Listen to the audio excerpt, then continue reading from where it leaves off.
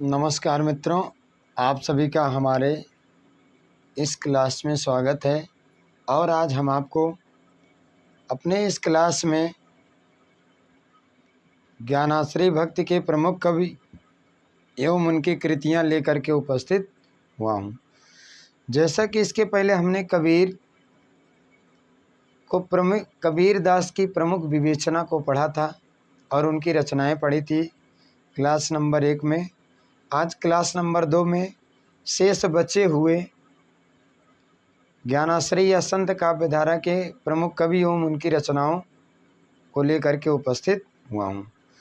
तो प्रिय मित्रों एवं विद्यार्थियों, यदि आपको हमारा क्लास पसंद आ रहा है तो आप हमारे चैनल ज्ञान गुरु हिंदी 97 को सब्सक्राइब करें, लाइक करें और अपने इष्ट मित्रों के पास इसको शेयर करना भी ना भूलें तथा उस चैनल पर उपलब्ध बेल आइकन बटन को भी ना दबाना भूलें, जिससे कि हमारे द्वारा अपलोड की गई संपूर्ण वीडियो की सूचना आप तक आसानी से पहुंच सके। ठीक, आइए हम अपने क्लास पर चलते हैं कि आज हम इस क्लास में क्या पढ़ेंगे और क्या आपको ज्ञान देंगे, उस क्लास को देखते हैं। देखिए, लिखा भी गया है कि ज्ञानाश्रय या संत काव्यधारा के प्रमुख कवि, मतलब प्रमुख कवि कौन है और उनकी कृतियां माने रचनाएं कौन सी हैं। तो इसके पहले हमने एक कवि को देखा था, कबीर दास को। आज उसी क्रम में हम दूसरे कवि को देखेंगे। तो इसमें हम केवल कवि और कवियों की रचनाएं देखेंगे। तो देखिए, दूसरे जो कवि हो जाएंगे, या क्लास नंबर 2 है तो क्लास नंबर 2 के जो पहले कवि हैं और वहाँ से जोड़ करके उस क्लास से जोड़ के देखेंगे तो दूसरे कवि हो गए। तो वहाँ से हम जोड़ के इसको देखते हैं। क्लास दूसरा है लेकिन कवि दूसरे हैं। ठीक, तो दूसरे कवि हैं कौन? दादू दयाल। ठीक, दूसरे कवि कौन है? दादू दयाल। अब दादू दयाल की कौन कौन सी रचनाएं हैं उसको हम देखते हैं। एक इनकी रचना है अनुभय वाणी। इनकी रचना क्या है? अनुभय वाणी। दूसरी इनकी रचना है काया बेली।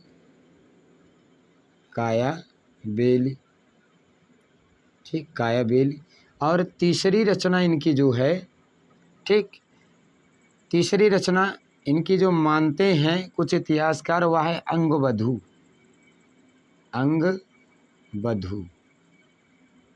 ठीक, अंगबधू है। अंगबधू के विषय में हम थोड़ा समझ लेते हैं कि दादू दयाल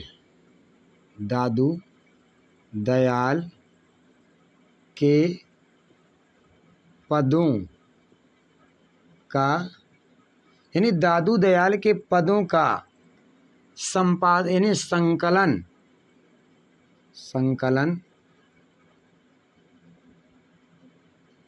अंगबधू के नाम से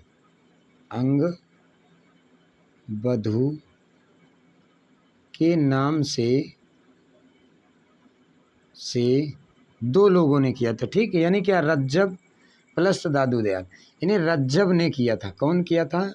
रज्जब ने किया। ये थोड़ा इसके बारे में जानते रहिए। यानी दादू दयाल की जो अंगबधू रचना है, दादू दयाल के पदों का संकलन अंगबधू के नाम से रज्जब ने किया था। किसने किया था? रज्जब ने किया था। एक इनकी रचना और है, उसको भी हम थोड़ा देख लेते हैं। एक है इनकी चौथी जो रचना मानी जाती है, वह है हरडे बाड़ी। इसके संबंध में भी कुछ विचार है, उसको भी हम साथ में देखते चलते हैं। जैसे कहा जाता है कि संत दास और जगन्नाथ दास, इन दोनों ने मिल करके, यानी क्या? संत दास और जगन्नाथ दास, ठीक है, यानी ने मिलकर पदों का संकलन किया। मतलब इनके पदों का संकलन किनके पदों का? दादू दयाल का संकलन हरडे बाड़ी के नाम से किया था। हरडे बाड़ी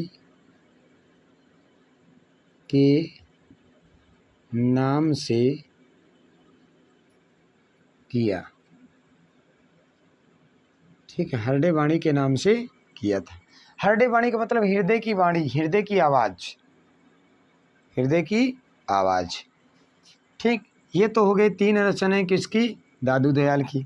अब उसी क्रम में हम देखते हैं, यानी क्या है, देखिए दादू दयाल की रचना पहले है अनुभयवाणी, कायावेल, अंगवधू। अंगवधू दादू दयाल के पदों का संकलन अंगवधू के नाम से रज्जब ने किया था। और इनकी एक रचना हरडे वाणी है। हरडे वाणी संत दास और जगन्नाथ दास ने मिलकर के पदों का संकलन हरडे वाणी के नाम से किया था। दादू दयाल के पदों का जो संकलन था, यदि संत दास और जगन्नाथ दास कर रहे हैं तो हरडे वाणी के नाम से, रज्जब कर रहे हैं तो अंगवधू के नाम से। बस इतना दिमाग में रखना है। ठीक, अब तीसरे जो हैं उनको हम देखते हैं। तीसरे कवि कौन हुए हैं? तो तीसरे कवि जो हैं वो सुंदर दास। कौन है? सुंदर दास। ठीक है ना, सुंदर दास है।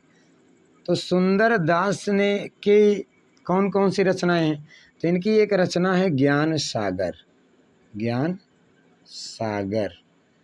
दूसरी इनकी रचना है सर्वांग प्रदीपिक, सर्वांग प्रदीपिक।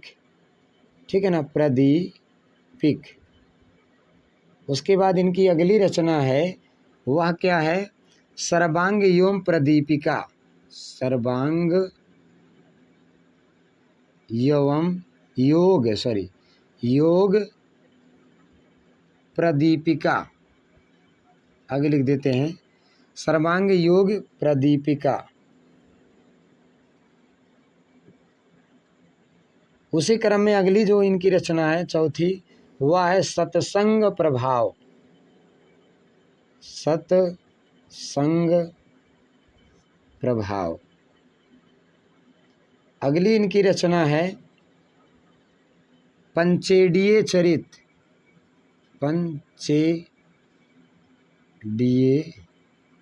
पंचेडीय चरित्र। ठीक, अगली जो रचना है वह है इनकी पंचेडीय चरित्र के बाद जो अगली रचना है पंचेडीय चरित्र के बाद इनकी रचना सुख समाधि, सुख समाधि। उसी क्रम में अगली रचना है इनकी जो है सुख समाद्भुत उपदेश, अद्भुत उपदेश।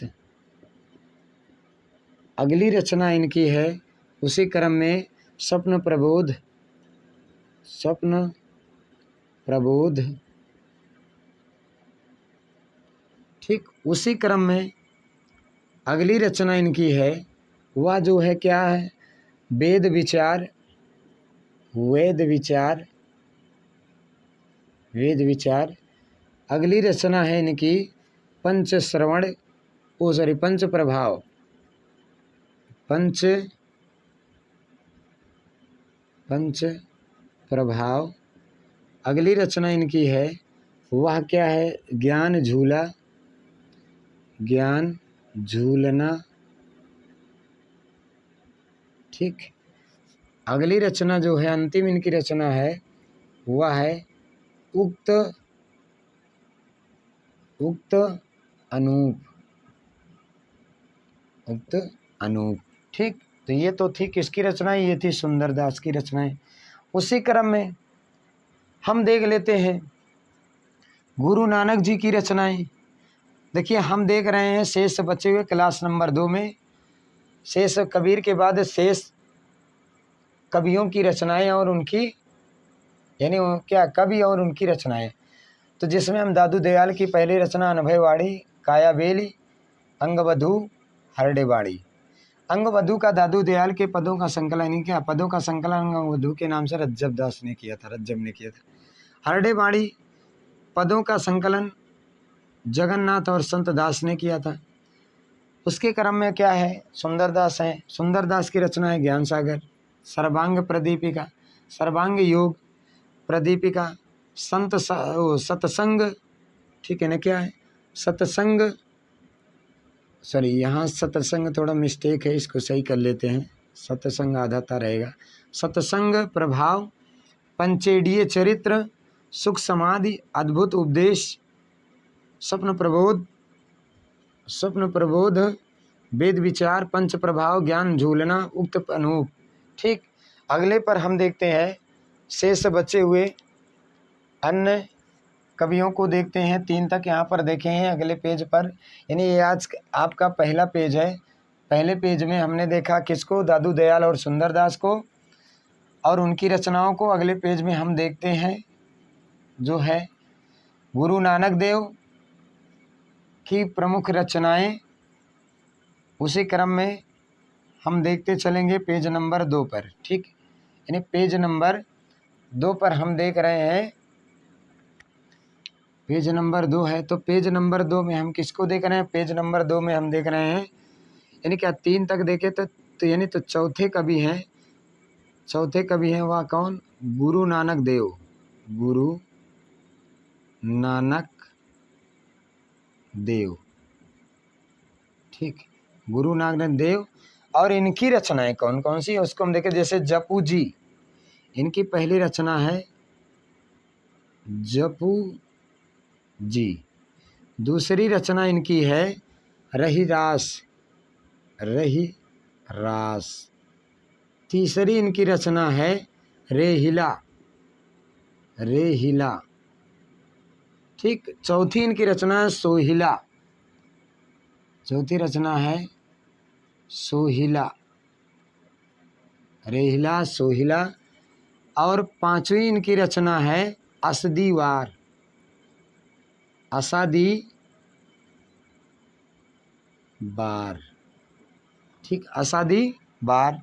उसके बाद एक अंतिम इनकी रचना है नसीहत नामा, नसीहत। ठीक है, नसीहत नामा इनकी अंतिम रचना है। ठीक, गुरु नानक के पद जो है गुरु ग्रंथ साहब के महिलाना। थोड़ा एक विशेष यहाँ पर प्रश्न बन सकता है कि गुरु नानक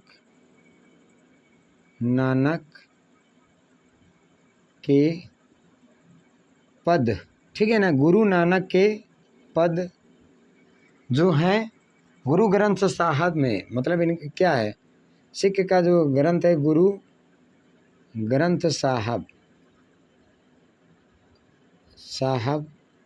में महला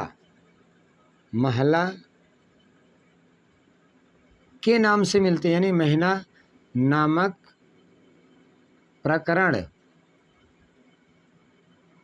में मिलते हैं, महिला नामक प्रकरण में मिलते हैं। ठीक, गुरु नानक के जो पद हैं गुरु ग्रंथ साहब जो पवित्र ग्रंथ है सिखों का, उसमें महला नामक प्रकरण के रूप में मिलते हैं। ठीक है, इसको भी साथ में देखिए। इनका गुरु नानक की पहली रचना क्या है, जपू जी, रहीरास, रेहिला, सोहिला, आसादीवार, नसीहतनामा। और इनके पदों का संकलन गुरु ग्रंथ साहब ने महिला यानी क्या महला नामक प्रकरण में मिलते हैं। उसी क्रम में 5वें जो हैं उनको हम देखते हैं। 5वें जो हैं धर्मदास जो इनके शिष्य थे, किसके, कबीर के। ठीक, इनकी रचनाएं कौन सी है उसको हम देख लेते हैं। अमर सुख निधान,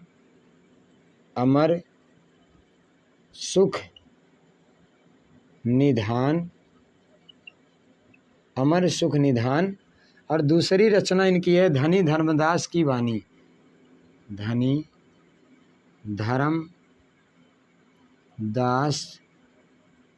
की वाणी माने वाणी। ठीक, ये 2 रचनाएं इनकी है। उसी क्रम में अगले जो कवि हैं वह है लाल दास। कौन है, लाल दास की रचनाएं देख लेते हैं। लाल दास की रचनाएं हैं लाल दास री चेतावड़ी। इनकी पहली रचना है लाल दास री चेतावड़ी। ठीक, ये इनकी रचना है। उसके बाद अगले जो कवि हैं 7वें वो हैं जम्भनाथ जम्भनाथ हैं। तो जम्भनाथ की कौन सी रचना है? लोहा पागल इनकी पहली रचना है, लोहा पागल, ठीक, लोहा पागल। दूसरी रचना है हावली, हावली पावाजी, पावजी, हावली पावजी। उसी क्रम में तीसरी इनकी रचना है, तीसरी है दंतनाथ, दंतनाथ। चौथी रचना है इनकी मालदेव, मालदेव, ठीक। उसके क्रम में संत निरंजनी हैं। तो संत निरंजनी की हम रचना देख लेते हैं कि संत निरंजनी की कौन कौन सी रचनाएं हैं, यानी क्या है। इसी क्रम में जैसे धर्मदास, लालदास, जम्बनाथ, ये कवि हो गए। ये सब कौन है? तो ये सब कौन है? कवि हैं, ठीक है। ये सब कौन है? कवि हैं। उसी क्रम में है संत निरंजनी, संत निरंजनी, निरंजनी दास, मतलब संत निरंजनी कहा जाता है, या इन्हीं को संत हरि निरंजन, हरिदास निरंजनी पूरा नाम लिख लेते हैं, संत हरिदास निरंजनी इनका पूरा नाम है, ठीक है, संत हरिदास निरंजनी, ठीक है, संत हरिदास निरंजनी। अब इनकी रचनाएं हम देखते हैं। संत हरिदास निरंजनी की रचनाएं कौन कौन सी है? तो इनकी क्या है, लगभग 7 या 8 रचनाएं हैं। तो जिसमें पहली इनकी रचना है वह है क्या? अष्टपथ जोग ग्रंथ, अष्टपथ जोग ग्रंथ। दूसरी इनकी रचना है ब्रह्म स्तुति, ब्रह्म स्तुति, ठीक। तीसरी इनकी रचना जो है हरिदास निरंजनी की, वह क्या? हंस प्रबोध ग्रंथ, हंस प्रबोध, प्रबोध ग्रंथ। चौथी इनकी रचना है हंस प्रबोध ग्रंथ निरपख मूल ग्रंथ, निरपख मूल, निरपख मूल ग्रंथ, ठीक, यानी क्या? चौथी है। उसके बाद पांचवी इनकी है संग्राम, संग्राम जोग ग्रंथ। छठी इनकी रचना है वह है पूजा जोग ग्रंथ, पूजा जोग ग्रंथ। उसके बाद फिर क्या है? सातवीं इनकी रचना जो अंतिम है समाधि जोग ग्रंथ, समाधि जोग ग्रंथ, ठीक है, समाधि जोग ग्रंथ इनकी रचना है। उसके बाद कोई रचना संत रैदास जो है, अगले जो हैं संत रैदास, यानी क्या 9वें जो कवि होते हैं वह हैं संत रैदास, संत रैदास। संत रैदास की कोई रचना नहीं मिलती, ठीक। संत रैदास जो हैं इनकी कोई रचना प्रमाणिक नहीं मिलती, केवल इतना मिलता है इनके कुल 40 पद हैं, ठीक। इनके कुल क्या हैं? 40 पद जो है गुरु ग्रंथ साहब में मिलते हैं। तो यानी क्या है, कुल इनके कुल 40 पद गुरु ग्रंथ साहब में मिलते हैं, गुरु ग्रंथ साहब में मिलते हैं। मतलब इनके विषय में केवल यही प्रमाण मिलता है इतिहास ग्रंथों में कि संत रैदास की कोई रचना नहीं है, केवल इनके क्या है 40 पद जो है, जो सिख धर्म का पवित्र ग्रंथ है गुरु ग्रंथ साहब, उसी में इनके 40 पद मिलते हैं संत रैदास। उसके बाद तीसरे पेज पर शेष बचे हुए कवियों को हम देख रहे हैं, जिसमें अभी मलुकदास बचे हैं और मलुकदास के बाद कुछ अन्य कवि भी हैं, उनको हम देखेंगे। तो एक बार पहले हम इसको रिपीट कर लेते हैं। देखिए हम क्या देखें, गुरु ग्रंथ क्या? गुरु नानक देव, जिनकी रचना जपू जी रहीरास रेहिला सोहिला आशा दीवार नसीहतनामा। गुरु नानक के पद गुरु ग्रंथ साहब में महला नामक प्रकरण में मिलते हैं। उसी क्रम में धर्मदास हैं कवि, इनकी रचना है अमर सुख निधान धनी धर्मदास की वाणी। अगले कवि हैं लालदास श्री चेतावनी, इनकी रचना है। अगले कवि हैं जम्बनाथ। जम्बनाथ, इनकी रचना है लोहा पागल, हावली पावजी, दंतनाथ, मालदेव। उसके बाद अगले कवि हैं हरिदास निरंजनी। तो हरिदास निरंजनी की रचना है अष्टपथ जो ग्रंथ, ब्रह्मस्तुत, हंस प्रबोध ग्रंथ, निरपख मूल ग्रंथ, संग्राम जो ग्रंथ, पूजा जो ग्रंथ, समाधि जो ग्रंथ। उसके बाद अगले कवि हैं संत रैदास। और संत रैदास की कोई रचना नहीं है, केवल इनके 40 पद हैं जो गुरु ग्रंथ साहब में मिलते हैं। ठीक है, गुरु ग्रंथ साहब में मिलते हैं।